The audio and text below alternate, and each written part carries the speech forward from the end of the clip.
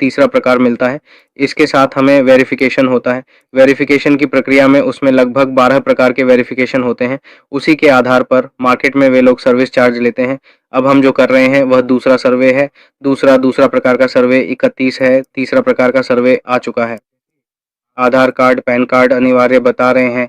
इसका उपयोग ई-कॉमर्स के लिए किया जाता है। ये केवल एक ट्यूटोरियल है, इसलिए यहाँ केवल आधार कार्ड ही लिया जा रहा है। जब ये ट्यूटोरियल में आता है तो ये सोशल मीडिया पर जाता है, और क्योंकि ये हमारे लिए डिजिटल ट्रांसफॉर्मेशन है, इसलिए निश्चित रूप से डिजिटल ट्रांसफॉर्मेशन का उम्र से कोई संबंध नहीं है। ये वर्तमान ट्रेनिंग के लिए है।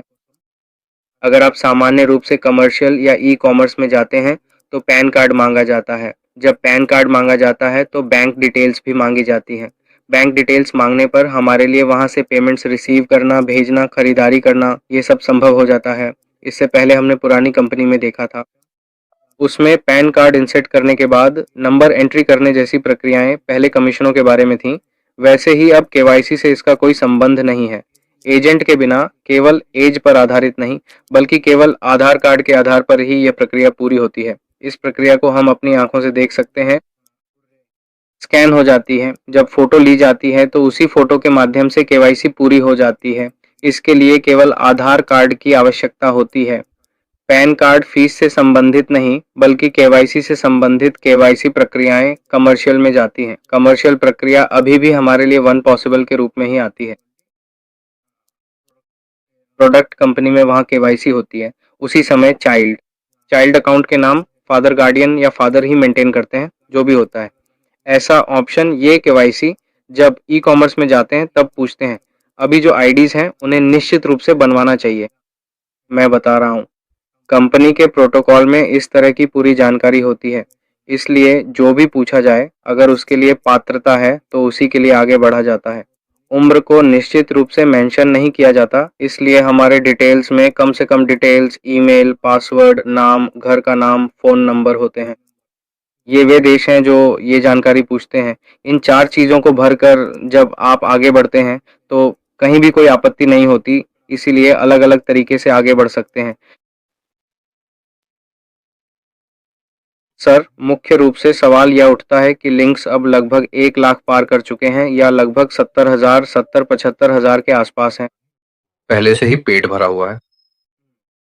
लिंक शेयर करें तो बहुत लोगों के फाउंड्स हमें पता नहीं है, तो क्या दूसरों के साथ शेयर कर सकते हैं? अगर करें तो कोई समस्या होगी क्या? ऐसा सवाल पहले ही आ चुका है ना। किसी को भी मत दीजिए। सिर्फ उन्हीं लोगों को दीजिए जिनके पास फाउंडरशिप है, और फाउंडरशिप वाले परिवार को एक जगह इकट्ठा करके एक ही स्तर पर लाकर मार्केट में ट्रेनिंग लेकर मार्केट में हर कोई एक-एक मेंटर की तरह तैयार होना चाहिए। इसके लिए सिर्फ फाउंडरशिप वालों को ही क्यों कह रहे हैं वो मैंने पहले ही बताया। विषय जिनके पास है उन्हीं को देना चाहिए। अगर विषय न जानने वालों को नया देकर देखें तो वे सोच सकते हैं कि यह क्या है और घबरा सकते हैं। ऊपर से नकारात्मक विचार और नकारात्मक अफवाहें भी आने की संभावना है। इसलिए हमारी फाउंडरशिप बहुत कीमती है, और अगर अनजान लोग इसे ले लेते हैं तो हमें ही शर्मिंदगी का सामना करना पड़ सकता है। इसलिए जो लोग वेस्टर्न हैं, हम उन बाहरी लोगों के पास आए हैं जो इसमें रुचि रखते हैं। फिलहाल कंपनी ने कुछ नहीं बताया है। कंपनी ने कहा है कि केवल 6 लाख लोगों ने जो आवेदन किया है, उन सभी की प्रक्रिया पूरी होने के बाद ही लॉन्चिंग से पहले हमें पूरी तरह से प्रशिक्षित किया जाएगा, और तब बाहरी लोगों को मौका देने के बारे में बताया जाएगा। तब तक केवल हमारे पास फाउंडरशिप है, उन्हीं को ये करने के लिए कहा गया है। हमें पॉपअप में भी यह बात स्पष्ट रूप से बताई गई है। बाहरी व्यक्तियों को कब देना है उसका समय कंपनी बताएगी। जब कंपनी बताएगी तभी देना चाहिए, ताकि सभी को इसका लाभ मिल सके। इसके क्या-क्या फायदे हैं वह भी पहले ही बता दिए गए हैं। ट्रेनिंग में बाहरी लोगों को न लाएं, इससे हम खुद ही कंपनी को पहले ही नकारात्मक स्थिति में ले जा चुके हैं। पहले जो गलतियां हुई थीं वे अब न हों, इसी रणनीतिक तरीके से आगे बढ़ा जा रहा है। रणनीति का पालन करना हमारे लिए अनिवार्य आवश्यकता है। कंपनी ने जो भी नियम दिए हैं, हम जब एग्रीमेंट पे क्लिक करके लॉगिन करते हैं तो उसके अंदर जो भी शर्तें हैं उनका पालन करना चाहिए।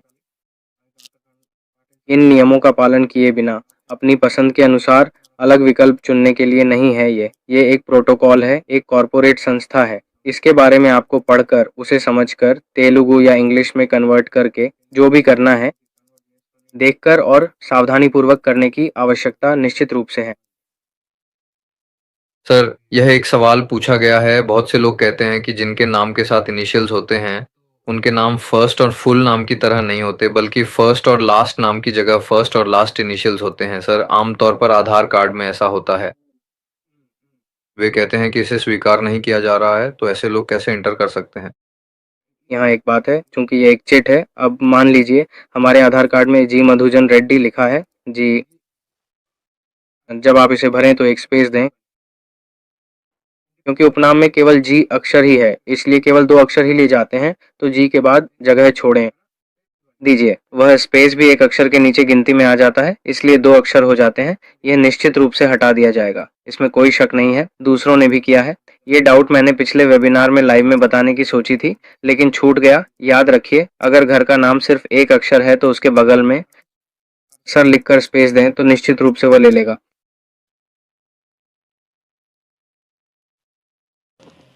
Okay sir. अब एडिटर क्या क्या कर सकता है सर हम प्रोफाइल में? एडिट ऑप्शन के बारे में कल सुबह पॉपअप आया था, तुरंत काम नहीं किया। वह शाम 6:30 के बाद ही सबको काम किया। उसमें नाम बदला जा सकता है। घर का नाम, पहला नाम, अंतिम नाम, मोबाइल नंबर, देश, इन चारों को बदलने का मौका है। ये बदलने की प्रक्रिया में हम एडिट ऑप्शन चुनकर कर सकते हैं। 80% मामलों में कोई समस्या नहीं है। अब यह सुचारू रूप से चल रहा है। इस मामले में एडिट ऑप्शन बहुत स्मूथली काम कर रहा है। केवाईसी केवल नए लोगों के लिए ही लागू होती है, पुराने लोगों के लिए बाद में होगी। ये हो रहा है, पहले ही पॉपअप में आ चुका है। वातावरणम तभी दिखाई देती है जब आप लॉगिन करते हैं। उसमें क्लिक करने पर ही यह सक्रिय होती है। वे कह रहे हैं कि 24 घंटों के भीतर आपको एक्टिवेशन लिंक भेजेंगे, इसीलिए 24 घंटे इंतजार करना ही पड़ेगा। एक बार लॉगिन करना ज़रूरी है। अगर आप इसे चुपचाप छोड़ देते हैं और लॉगिन नहीं करते हैं तो ये आपके पास नहीं आएगा।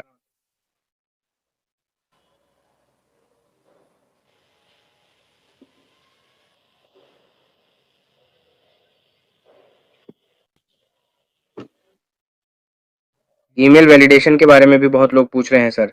हमारा सवाल है, कुछ लोगों के ईमेल्स अभी काम नहीं कर रहे हैं सर, उनके लिए क्या स्थिति है? उनकी क्या स्थिति है सर, उनके ईमेल आईडीज़ के बारे में? ऐसे बहुत लोग हैं जिनके पास वर्किंग ईमेल नहीं है, मतलब ईमेल आईडी है, लॉगिन भी है, लेकिन काम नहीं कर रही है। उन्हें ईमेल्स डिलीवर नहीं हो रही हैं। उनके मोबाइल फ़ोन में डेटा फुल हो सकता है, जीमेल फुल हो सकता है, उसे क्लियर कर लें।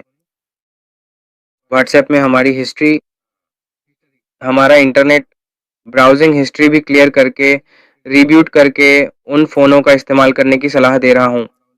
एक और बात यह है कि कभी-कभी सिग्नल नहीं आना, एयरटेल हमारा प्रोवाइडर हो या जियो प्रोवाइडर हो, कुछ इलाकों में सिग्नल न मिलने के कारण होता है, समस्या हो जाती है। इसलिए जब सब कुछ सही हो तभी आईडी को एंट्री करें, नहीं तो आपको ही परेशानी उठानी पड़ेगी। तो आपके पास जो भी फ़ोन या कैमरा है, अगर सब कुछ सही से काम कर रहा है, तो फिर अपने वोटर कार्ड, आधार कार्ड या जो भी है पोस्ट एटीएम कार्ड साइज़ के पास रखें, कुछ चीज़ें कर लीजिए। जैसे ही आप पूरी तरह से नए लॉगिन्स के लिए लॉगिन आईडी पासपोर्ट क्रिएट करते हैं, तुरंत ही रीडायरेक्शन यानी केवाईसी डायरेक्शन में चला जाता है। इसीलिए उन्हें पकड़कर रोशनी में बैठकर सब कुछ वर्किंग है या नहीं कंफर्म कर लेने के बाद ही आगे बढ़ें, और जब लगे कि सब कुछ सही से काम कर रहा है तभी करें। क्योंकि अगर मेल फुल है तो नहीं आएगा, अगर मेल रनिंग में नहीं है तो भी नहीं आएगा। पहले ये देख लें कि वह रनिंग में है या नहीं। हाई जैसा कोई मैसेज भेजकर एक बार चेक कर लें, उसके बाद ही उस मेल को रजिस्ट्रेशन के लिए इस्तेमाल करें। अगर मेल्स नहीं आ रहे हों तो आप दूसरा मेल दे सकते हैं सर, इसमें कोई दिक्कत नहीं है। दूसरा मेल दे सकते हैं, लेकिन साथ ही जब हम ओएस में जा रहे होते हैं तो इसके ज़रिए जाने का मौका होता है। जब हम वाईएस में जा रहे होते हैं तो जिस ओएस नंबर के लिए अनपास दिए हैं उसे इसमें मेंशन करना ज़रूरी हो सकता है, क्योंकि वही एकमात्र आधार है, इसलिए निश्चित रूप से उसी से पता चल जाएगा कि वह फाउंडर है या नहीं। इसलिए जिसके पास फाउंडरशिप है, अगर वह व्यक्ति अच्छा काम नहीं करता या उसने आवेदन सबमिट नहीं किया, तब भी उसे लेकर इसे अगले स्टेप में, अगले पेज में अपडेट करने का मौका होता है। अगर नहीं है तो मेल को काम करने लायक बनाने के लिए एक सॉफ्टवेयर कर्मचारियों या उस विषय में जानकारी रखने वाले लोगों की सलाह लेने का अनुरोध कर रहा हूँ।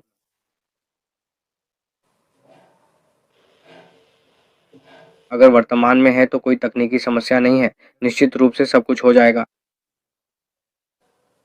नमस्कार सर, ऑन क्लास केवीसी अलग है क्या? विक्ट्री विदाश केवीसी अलग है या दोनों एक ही हैं? 21 विक्ट्री चॉइस में की गई केवाईसी को ही ऑडिटी कहा गया है, जो भी है वही है।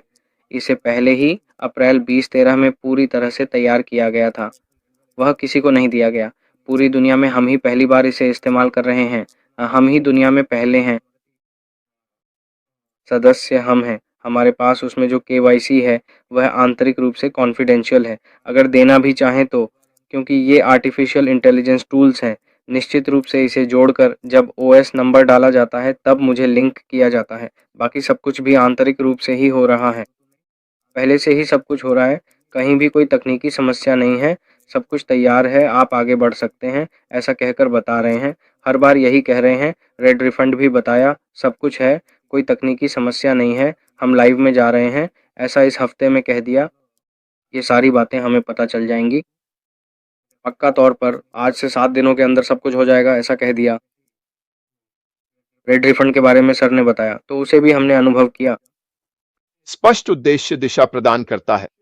यह आपकी ऊर्जा को केंद्रित करने में मदद करता है और दिन के अंत में यह वही ऊर्जा है जो आपको आवश्यक कार्य करने के लिए मिलती है। और इसका मतलब है ऐसे चुनाव करना जो आपके अंतिम लक्ष्य के अनुरूप हो। अगर आप इसे इस तरह से सोचें तो हमें एक ऐसा खाका दिया गया है जो आजमाया और परखा हुआ है और यह काम करता है। जो लोग हमारे लिए कोर्स या प्रोग्राम लिख रहे हैं या जो कुछ भी हम विक्ट्री विद ऐश में देखने वाले हैं, ये लोग यह सब केवल और केवल इस इरादे से कर रहे हैं कि हम सीखें, उसे अपनाएं और फिर उसे व्यवहार में लाएं। और अगर हम वही करें जो वे हमें बताते हैं, अगर हम इसे करना सीख लें और इसे लागू करें, तो जब हम अगले व्यवसाय में जाएंगे तो निश्चित रूप से हमारी ऑनलाइन सफल होने की संभावना कई गुना बढ़ जाएगी। क्यों? क्योंकि वे ऐसा कर रहे हैं और वे हमें वही ज्ञान दे रहे हैं जो वास्तव में काम करता है और कुछ भी नहीं जो काम नहीं करता। देखिए, मैं यहां क्या कर रहा हूं। वे हमें सारी अच्छी बातें दे रहे हैं और बुरी चीजों में से कुछ भी नहीं। आमतौर पर हम कैसे सीखते हैं? हम कोशिश और गलती से सीखते हैं। हम गलतियां करके सीखते हैं। हम कोशिश करके सीखते हैं और जरूरी नहीं कि उन सभी चीजों से हमें सफलता मिले। लेकिन इस मामले में जो कोर्स, प्रोग्राम, ट्रेनिंग या जो कुछ भी हमें विक्ट्री विद ऐश के तहत मिलने वाला है, वह खास तौर पर इसलिए है क्योंकि वे जानते हैं कि यह काम करता है। तो इसमें जो कुछ भी है वह हमारी सफलता में मदद करेगा। और यही वजह है कि यह जरूरी है कि हमारे पास यह स्पष्ट इरादा हो कि हम क्या करने जा रहे हैं। क्या हम वहां डर के साथ जाने वाले हैं? क्या हम वहां थोड़ी चिंता के साथ जाने वाले हैं? नहीं, हमें वहां एक स्पष्ट इरादे के साथ जाना चाहिए कि हम जितना संभव हो सके उतना सीखने वाले हैं, ताकि हमें सफल होने के सबसे अच्छे मौके मिल सकें। यानी हम वहां क्यों हैं, इसका एक सही उद्देश्य होना चाहिए। यह आत्म अनुशासन में भी मदद करता है। जब हम उद्देश्य के साथ आगे बढ़ते हैं, यह क्षणिक प्रेरणा की तुलना में आत्म अनुशासन के महत्व को उजागर करता है। प्रेरणा, कई लोग कहते हैं हाँ, और भी उत्साहित करने के लिए, अपने गाने को और तेजी से आगे बढ़ाने के लिए तो देखिए, अब एक पल भी देर नहीं करूंगा। हर कोई सीधे YouTube के कमेंट्स की ओर चला जाता है। वहां तो बाकायदा हंगामा मचा हुआ है। उसी तूफान को थोड़ा थाम लेंगे तो हमारे दीपू दिलीप राउत सर ने लिखा है कि संजीव सर को भेजें हजारों सलाम। प्रौद्योगिकी को मानव कल्याण का हथियार बनाना उसकी प्रतिभा और सृजनशीलता का परिणाम था, जो निरंतर परिश्रम से संभव हुआ। आधुनिक दुनिया के क्षितिज को इसने विस्तृत किया है। थैंक यू सो मच हमारे दिलीप राउत सर को इतनी सुंदर टिप्पणी लिखने के लिए।